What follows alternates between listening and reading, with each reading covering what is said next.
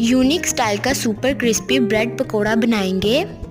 सबसे पहले हम प्याज में डालेंगे नमक, फिर मैं डाल रही हूँ ग्रेटेड अदरक, रेड चिली और ग्रीन चिली, हल्दी, लाल मिर्च पाउडर, 1 चम्मच अजवाइन मिक्स करेंगे, 1 कप बेसन, 4 चम्मच चावलों का आटा।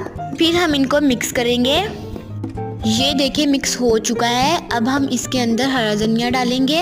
अब हम इसको रख दें साइड पे। अब हम ब्रेड का पीस लेंगे, मिडल से कट करके उसके अंदर प्याज और बेसन लगा देंगे और फ्राई कर लेंगे। हमारे अनियन ब्रेड पकोड़ा रेडी हैं। अल्लाह हाफिज़।